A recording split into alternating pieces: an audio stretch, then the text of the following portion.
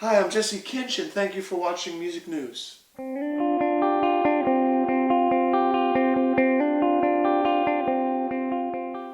Awesome. Jesse Kinch, great to see you. How you doing today? Nice to meet you.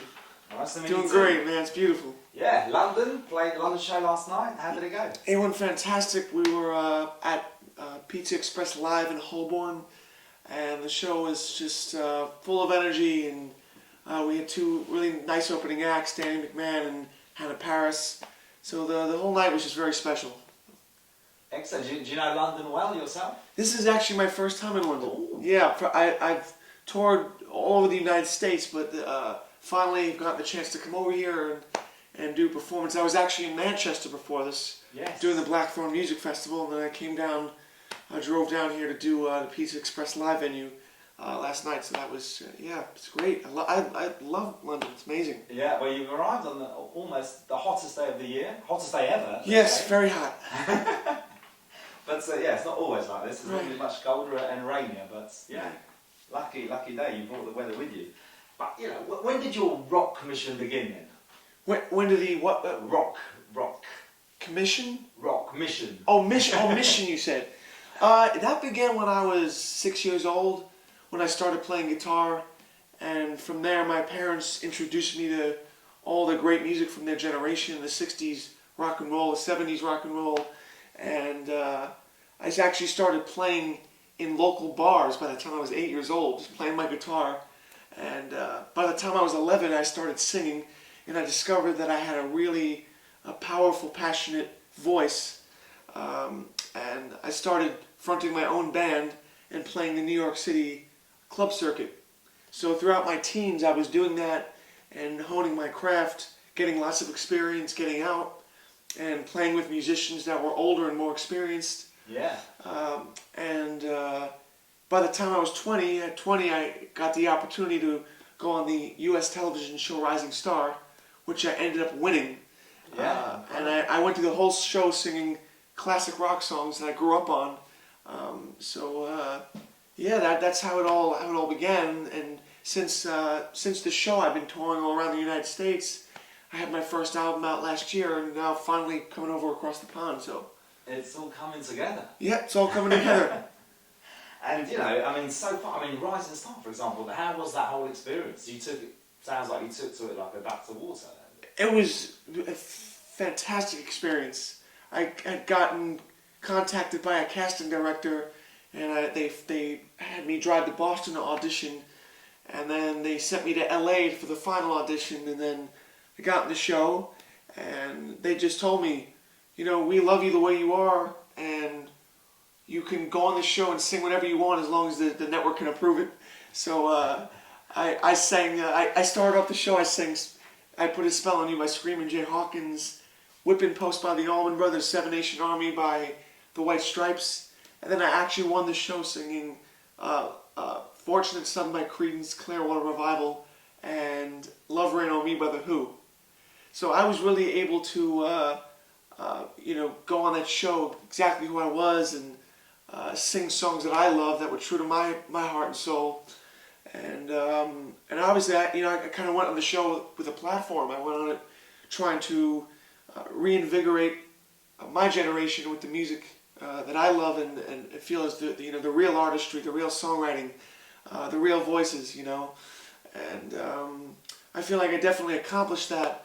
And but ever since then, yeah, I've just been on a good path and just trying to build my fan base all around America and from that, you know, obviously crossing the pond. So Yeah. I mean, your album, great album. I mean, it has, you know, harks back to a lot of different decades. Yeah. If you could jump into a time capsule and go back to any decade, which one would you like to live? I'd probably, you know, just to see maybe 65 through 70. I mean, that would be kind of cool just to see the evolution, for you know, of rock and roll, because even in 65, I mean, the Beatles had come out in 64, and you still have the 50s culture, that real innocent culture, and just to see it transition from that into, you know, the Woodstock culture into the 70s culture. I mean, it's pretty fascinating, you know. Absolutely. I mean, and you know, you got the part at Eddie in the Eddie Money musical. How was that? How important was that for your sort of Yeah, progression? that was interesting. I was 14 years old, and I got this is where it started. The relationship with Eddie Money. I had gotten the opportunity to open up for him in a club in New York, and I had done the show and met him. You know, it was all cool. And about 6 months later, I get a call from the musical director from my high school, because me and Eddie Money actually went to the same high school. In the 60s, he went to my high school, and in the 2000s, I was going to the same high school. It was crazy. So the musical director from my high school was very good friends with him. And he calls me up and says, "Listen, man, I need you to do me a favor. Eddie Money called me up and he wants you to audition for his musical, Two Tickets to Paradise." Just, at the time I didn't really know. I didn't have any acting experience and wasn't all that into it, but I thought I should go down and do Mr. Gibbons the favor, who's the musical director for my school. And I went down, and they just read a few lines and sang a few songs, and they gave me the part, and they said, "You got the part," you know what I mean?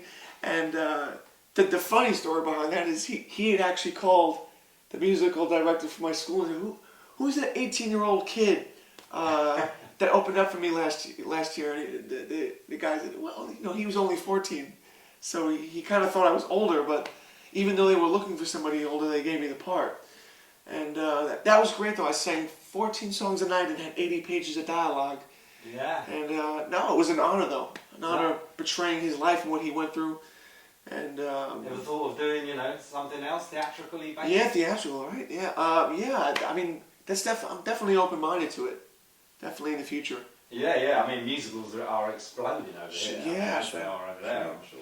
But so, yeah, I mean, do you think, does it feel like you've been working very hard to make it this far?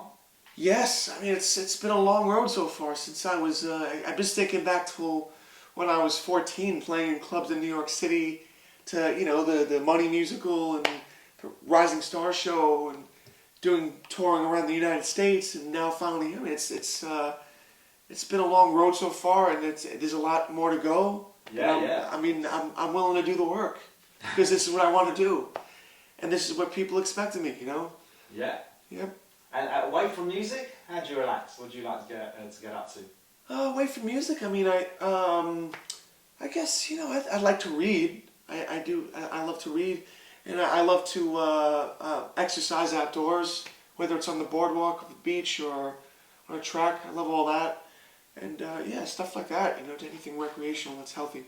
And musical ambitions? What are the things that you need to sort of tick off in your mind musically? Well, my whole goal is to keep, building up a fan base. I want to get another album going. Yeah. I want many more albums to come. I want to create a whole catalog of music. So by the time I'm 40, I have so much to look back on, and but just in general, my whole goal is to basically bring back that real artistry, the real writing, the real that real artistry that you saw back then in that generation, and just to put that into my own style, into my own music, and show my generation what it's all about, what the real songwriting is, what the real artistry is. Yeah, and where are we on second album? I've got lots of material going on, and we should be actually in the studio within probably the next 6 months. Whether it's an EP or an album, I'm not sure. Full-length LP, so we'll see. Yeah. How many songs have you got in the bank? Man, there's probably 20 songs that are cooking right now, and just need to tighten up, and but I think if I was doing full-length LP, I'd do 10. If I was doing an EP, maybe 5 or 6. Yeah. Excellent. Well, listen, thank you very much for your time. It's an absolute pleasure. Thank you, Marco. Yeah. For somebody that hasn't sort of heard of Jesse Kinch, what would you say? Search these couple of songs out online. Which ones should they go for? Oh boy, I mean, I just tell them to look up Jesse Kinch. Maybe just look up Jesse Kinch original songs. I mean, there's some great songs. There's Massimo the Elegant Beauty, How Do I Reach You, The Last Veil, which was released. Got Preaching Like the Pope, which was released as a single. Billie Jean, which was a Michael Jackson cover, which was released as a single. And to look up, if people are curious, there's a great montage of my performances from the U.S. television show Rising Star. You just type in Jesse Kinch Epic Walk Through Rising Star, which is something that people should listen to, definitely. Excellent. Well, thank you very much. Anything else to say to Music News watchers out there? No, man, just keep it real, keep the music real, keep real music alive, and look out for any new album coming out in the future. But my debut album, I'm Not Like Everybody Else, is available everywhere on all platforms, vinyl, CD, and digital. Fantastic. Thank you very much indeed. Awesome, thank you. Great.